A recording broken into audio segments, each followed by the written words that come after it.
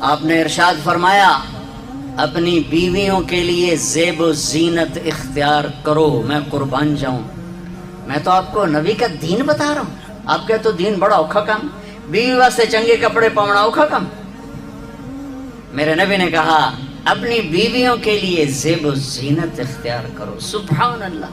عورتوں سے کہا، واہ واہ، قربان جاؤں، اشارتاً ہمیں مردوں کو صراحتاً، عورتوں کو اشارتاً، اپنی بیویوں کے لیے زیب و زینت اختیار کرو۔ بنو اسرائیل میں زنا اس لیے پھیلا کہ مردوں نے بیویوں کے لیے زیب و زینت چھوڑ دی تو وہ غیر مردوں کی طرف مائل ہو گئیں۔ اور پھر عورتوں کو فرمایا کہ خامدوں کے لیے تیار ہو۔ کیسے؟ آپ نے فرمایا جنت کی حور اپنے خامد کے لیے ایسے تیار ہوگی جیسے ام سلمہ میرے لیے تیار ہوتی ہیں۔ سبحان اللہ، سبحان اللہ۔ ابھی عورتوں نے شادی پہ جانا ہو تو بیچارے مرد دی مصیبت آئی ہوندی ہے، اور ترائے جتیاں تروٹ جاندیاں نے کپڑے ڈھو ڈھو کے، اور خامد کے لیے تیار ہونا ہو تو انہوں موت پہ جاندی۔ اپنے خامدوں کے لیے تیار ہو ورنہ وہ اور عورتوں کی طرف مائل ہو جائیں گے۔ یہ اس میں خفیہ پیغام ہے۔ میرے نبی حیا والے ہیں، پاکیزہ زبان، پاکیزہ ذات۔ مردوں کو صراحتاً فرما دیا اپنی عورتوں کے لیے تیار ہوا کرو۔ بنو اسرائیل میں اس وجہ سے فحاشی پھیلی۔ اور پھر اشارتاً جنت کی حور اپنے خامند کے لیے ایسے تیار ہوتی ہے جیسے ام سلمہ اللہ کے رسول کے لیے تیار ہوتی ہیں۔ جب حضرت فاطمہ رضی اللہ تعالیٰ عنہ کی شادی ہوئی اور نکاح ہو گیا اور رخصتی 1 ماہ بعد، 2 ماہ بعد، 6 ماہ بعد، 1 سال بعد یا فوراً، یہ ساری روایات ہیں، لیکن زیادہ صحیح ہے کہ کچھ عرصے بعد رخصتی تھی، فوراً نہیں تھی۔ تو جب حضرت علی نے آ کے رخصتی کا مطالبہ کیا حضرت ام ایمن کے ذریعے سے، تو آپ نے حضرت حفصہ اور حضرت ام سلمہ اور حضرت عائشہ ان تینوں سے فرمایا کہ تم جانتی ہو نا میری بیٹی فاطمہ مجھے کتنی محبوب ہے، میری بیٹی کو دلہن بناؤ۔ اللہ اکبر، میری بیٹی کو تیار کرو۔ یہ میں دین بیان کر رہا ہوں، بے پردگی نہیں، بے حیائی نہیں، زیب و زینت میرے دین کا حصہ ہے، میرے نبی کی شریعت ہے۔ میرا نبی خوبصورت دین لے کر آیا ہے، ایک خوبصورت زندگی لے کر آئے ہیں۔ پتہ نہیں ہم نے کہاں سے عجیب و غریب دین کے فلسفے نکال لیے ہیں۔ سبحان اللہ، قربان جاؤ۔ آپ نے کہا جابر شادی کی؟ کہا جی کی۔ کہا کماری سے کہ بیوہ سے؟ کہا جی بیوہ سے کی۔ کہا اللہ بکرن فتلاعبک وتلاعبها، ارے تو نے کماری سے کیوں نہ کی؟ وہ تجھ سے کھیلتی تو اس سے کھیلتا۔ میں اپنا میرے نبی کا دین بیان کر رہا ہوں۔ آپ کیا سمجھیں صرف رمضان کے روزے رکھنا دین ہے؟ ہاں وہ دین ہے، بہت بڑا حصہ ہے دین کا۔ عبادت میرے دین کی بیس ہے، بیس ہل گئی تو ساری عمارت گر جائے گی۔ نماز نکل گئی، روزہ نکل گیا، زکوٰۃ نکل گئی، حج نکل گیا، پیچھے کیا رہ گیا؟ ساری عمارت ٹوٹ گئی۔ لیکن بیس کو عمارت نہیں کہتے، ہاں بیس پر عمارت کھڑی ہوتی ہے۔ میں عمارت کے کچھ خد و خال بتا رہا ہوں، کچھ نقش و نگار بتا رہا ہوں کہ میرا نبی دین کی عمارت ہمیں کیسے دے کر گئے۔ کبھی آپ نے میلا کپڑا نہیں پہنا، پرانا کپڑا پہنا، پیوند لگا کپڑا پہنا، میلا کپڑا زندگی بھر نہیں پہنا، زندگی بھر۔ اور آپ کے بدن مبارک سے، آپ کے پسینے سے ایسے خوشبو آتی جیسے مشک سے خوشبو آتی، دنیا کے سب سے مہنگی خوشبو۔ آپ حضرت ام سلیم کے گھر میں آرام فرما رہے تھے دوپہر کے وقت، دوپہر پر، تو آپ یوں کر کے سوئے ہوئے تھے، یوں یہ کوہنی آگے نکلی ہوئی تھی۔ آنکھ کھلی تو دیکھا ام سلیم نے یہاں بوتل رکھی ہوئی، یہاں تو آپ نے کہا کیا کر رہی ہو؟ تو کیا تھا، چونکہ گرمی، پنکھے تو ہے نہیں، پسینہ یہاں سے نیچے گر رہا تھا. سلیم نے نیچے بوتل رکھی ہوئی تھی اور وہ سارا پسینہ اس کے اندر جمع کر رہی تھی. کہا سلیم کیا کر رہی ہو؟ کہا یا رسول اللہ یہ آپ کا پسینہ اکٹھا کر رہی ہوں، یہ مشک سے زیادہ خوشبودار ہوتا ہے. میرے نبی نے کبھی گندے کپڑے نہیں پہنے، کبھی میلے کپڑے نہیں پہنے، پرانا پہنا ہے، پیوند لگا پہنا ہے، میلا نہیں پہنا. میرا دین یہ نہیں کہتا کہ ایسی شکل میں آ جاؤ کہ لوگ بھاگنے لگ جائیں. سب سے زیادہ عزت اہمیت دو. شادی کے بعد ماں باپ کا حق پیچھے، بہن بھائیوں کا حق پیچھے، حتیٰ کہ اولاد کا حق بھی پیچھے ہے اور خامند کا حق پہلے ہے. بہت سی عورتیں اپنی نادانی کی وجہ سے ماں باپ کے پیچھے لگ کر اپنے خامند کو چھوڑ دیتی ہیں، خامند کو ذلیل کر دیتی ہیں. اپنے بچے کے پیچھے لگ کے اپنے بچوں کی وجہ سے اپنے خامند کو بے عزت کرتی ہیں. بہت سے باپ اپنے بچوں کی وجہ سے بیوی کو بے عزت کرتے ہیں، یا اپنے ماں باپ کی وجہ سے بیوی کو بے عزت کرتے ہیں. یہ سب بے اعتدالیاں میرے معاشرے میں ہیں. اللہ کا واسطہ دیتا ہوں، ایک دوسرے کو عزت دو، رشتوں کو عزت دو. ہر ایک کا اپنا مقام ہے، ہر ایک کو اپنے مقام پر رکھو. ماں باپ کی وجہ سے بیوی کو بے عزت نہ کرو، بیوی کی وجہ سے ماں باپ کو بے عزت نہ کرو، بیوی اپنے ماں باپ کی وجہ سے خامند کو بے عزت نہ کرے.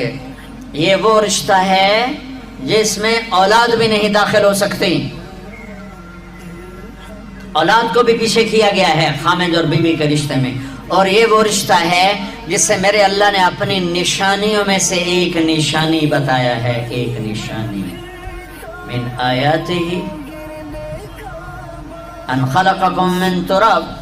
میں ٹپس پڑھتا ہوں آیات کے، ساری آیت نے. میری بہت بڑی نشانی تو میں مٹی سے بنایا. واقعی نشانی ہے نا بھائی؟ ارے بولو. من آیاتہ خلق السماوات والارض. میں نے ایک آیت چھوڑ دی، بعد میں پڑھوں گا. میری بہت بڑی نشانی زمین آسمان کا بننا. واقعی بہت بڑی نشانی. من آیاتہ منامکم باللیل والنہار. میری بہت بڑی نشانی تمہارا سو جانا اٹھنا. واقعی بہت بڑی نشانی. من آیاتہ یریکم البرق خوفا وطمعا. میری بہت بڑی نشانی بادل، بجلی، گرج، بارش. واقعی. من آیاتہ ان تقوم السماء والارض بامرہ. میری بہت بڑی نشانی زمین آسمان کھڑے ہوئے ہیں. من آیات ان یرسل الریاح مبشرات. میری بہت بڑی نشانی کہ گرم ہوائیں ایک دم ٹھنڈی ہو کر بادل لے کر آتی. اب میں وہ آیت پڑھتا ہوں جو میں نے چھوڑ دی تھی، اور جو شاید آپ نے اس اینگل سے کبھی سوچا نہ ہو کہ اللہ کس چیز کو اپنی نشانی کہہ رہا ہے اور کتنی بڑی بڑی نشانیوں میں اس کو لا رہا ہے. میری بہت بڑی نشانی مٹی سے بنایا. میری بہت بڑی نشانی زمین آسمان بنایا. میری بہت بڑی نشانی جاگنے سونے کا سلسلہ بنایا. میری بہت بڑی نشانی بارش، بجلی، گرج، چمک. میری بہت بڑی نشانی زمین آسمان کا تھمے رہنا. میری بہت بڑی نشانی ہواؤں کا بادل لانا. اب سنو.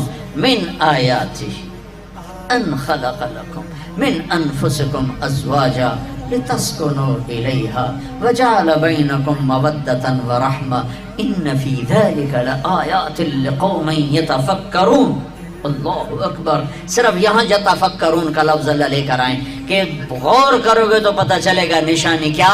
میرا اللہ کہہ رہا ہے کہ میری بہت بڑی نشانی ہے کہ میں نے خامد اور بیوی کا رشتہ بنایا. کبھی یہ اس طرف دھیان گیا ہے کہ یہ جو ہم خامد بیوی بیٹھے ہیں یہ اللہ کی بہت بڑی نشانی؟ کبھی خیال ہے؟ اللہ اکبر. اللہ نے ماں باپ کا رشتہ بنایا، اسے نشانی نہیں کہا. اللہ تعالیٰ نے اولاد کا رشتہ بنایا، اسے نشانی نہیں کہا. اللہ نے دادے پوتے بھی جتلائے، اسے نشانی نہیں کہا.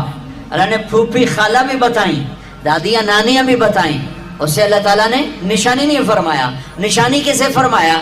خامد اور بیوی یہ میں نے رشتہ بنایا، یہ میری کتنی بڑی نشانی ہے. اس ایک رشتے کو باقی رکھنے کے لیے سینکڑوں آیات ہیں، سینکڑوں آیات. اور طلاق سے نفرت کا اظہار. میرے نبی نے کہا علی طلاق سے بچنا. جب طلاق دی جاتی اللہ کا عرش کانپ اٹھتا ہے. ناجائز طلاق، بے جا، ضرورت کی وجہ سے طلاق لی بھی جا سکتی، دی بھی جا سکتی. یہ میں ایک اضافہ کروں گا. بہت سی بچیاں نہیں گزارا ہو رہا، خامد بدتمیز ہے یا سسرال ظالم ہے، وہ کہتی ماں سے میرا گزارا نہیں ہو رہا، میری جان چھڑا دو. نہیں بیٹے، گزارا کرنا ہوگا، صبر کرنا ہوگا، گزارا کرنا ہوگا، یہیں رہنا ہوگا. یہ ماں باپ کا ظلم ہے، یہ ماں باپ کا اپنی اولاد پر ظلم ہے. ہمارا تو زمیندارہ ماحول ہے پنجاب کا. میں نے اپنے خاندان کے بتاتا ہوں، بچیوں پہ ظلم ہوتے دیکھے، پھر ان کی فریادیں بھی سنی، پھر ان کے ماں باپ کا ظلم دیکھا. اتنا ہی رہنا ہے، اتنا ہی گزارا کرنا ہے، بس اسا ایک باری تیرا کر دیتا ہے، ہن اسا کوئی نہیں کرنا، پیچھا مڑ کے نہ پئی آویں، جویں کرنا ہی کر، ساڈا کوئی ذمہ نہیں. ماں باپ کہتے ہیں، ماں باپ کہتے ہیں. اور وہ ماہی بے آب، مچھلی پانی کے بغیر تڑپتی ہے، اس طرح اس کا دن اور رات ہے. زندہ کی کھال کھچ رہی ہے، اس طرح اس کا دن اور رات ہے. اور ماں باپ کا جبر، گزارا کرنا ہے، گزارا کرنا. تین بعد کون تیرا رشتہ کتوں آئے گا، تیری شادی کتوں کریں گے؟ ابھی تو اس کو ذبح ہونے سے بچا دو. کل تو اللہ نے ہمیں اس کا مکلف ہی نہیں کیا کہ کل کیا ہوگا، کل کو آنے تو دو. پتہ نہیں کل کا دن ہے بھی نہیں کہ ہمارے مقدر میں یا نہیں. ہم کل کے لیے اپنی بچیوں کو ذبح کر دیتے. میں نے ان کو تڑپتے دیکھا. میں صرف اپنی فیملی کی بات اوروں کی فیملیوں کی بات جہاں جہاں تعلقات. کہیں رشتہ قریب کا ہے، لڑکی بدتمیز ہے، بچہ شریف ہے، وہ کہتا ابا جی میں طلاق دینا چاہتا ہوں، میرا اس سے گزارا نہیں ہے، زبان شدید ہے. آئے میرے بھائیو، گھروں کی آبادی اللہ کی قسم، مالدار ہو یا غریب ہو، صرف اچھے اخلاق سے ہوتی ہے. اور گھروں کی بربادی مالدار ہو یا غریب ہو، برے اخلاق سے ہوتی ہے، برے اخلاق سے. دو واقعے اوپر نیچے ہوئے. ایک خاتون ملی، مجھے تعارف کرایا گیا کہ ایک خاتون آ رہی ہیں، ان کے خاوند کھربوں پتی ہیں، کھربوں پتی. ٹھیک ہے جی آؤ. اس خاتون نے آتے ہی رونا شروع کر دیا. مولانا لوگ مجھے خوش قسمت سمجھتے ہیں کہ میں بہت بڑے مالدار کی بیگم ہوں، میرا دل زخمی ہے، میرے خاوند کا سلوک اچھا نہیں، میں دولت کو آگ لگاؤں، یہ ہیرے کے سیٹ کو میں کیا کروں جب اس کا سلوک ہی میرے ساتھ اچھا نہیں. چند دن کے بعد ایک نوجوان ملا. مولانا میں اپنی زندگی سے تنگ ہوں، میری بیوی انتہائی بدتمیز ہے، انتہائی زبان دراز ہے، میں اپنی زندگی سے تنگ آ چکا ہوں، 3 بچے ہو چکے ہیں، طلاق دے نہیں سکتا، میں کیا کروں. یہ روزمرہ کے واقعات ہیں. تو ضرورت کے لیے طلاق دی جا سکتی ہے، لی جا سکتی ہے، نہ عیب ہے، نہ تانا ہے، نہ ذلت ہے، نہ کوئی داغ ہے. لیکن ابھی فیصلہ آباد سے ایک بچی ملی، اس کی بچی گود میں. طلاق کیوں ہو گئی؟ سسرال نے کہا بچی کیوں پیدا ہوئی ہے، گھر واپس جا. طلاق دے. بچی پیدا ہونے پہ طلاق دے دی. پچھلے ہفتے ملا ہوں، پچھلے ہفتے. کیا قصور ہے کہ بچی پیدا ہوئی طلاق دے دی. اور یہ 3 دن پہلے اسلام آباد میں خاتون ملی کہ سسرال نے گھر سے نکال دیا. کیوں؟ 3 بچیاں گھر سے نکال دی. 3 بچیاں پیدا ہونے پر گھر سے نکال دیا. یہ بھی اسی دیس کی کہانی ہے، یہ بھی اسی دیس کی دکھ بھری داستان ہے. ظلم صرف وہ نہیں جو بھتہ کی پرچیاں آ رہی ہیں اور جو دہشت گردی ہو رہی ہے، یہ گھر جیسے وہ بہت بڑا ظلم ہے، ایسے یہ بھی بہت بڑا ظلم ہے کہ کہیں بچیاں ذبح ہو رہی ہیں، کہیں بچے ذبح ہو رہے ہیں.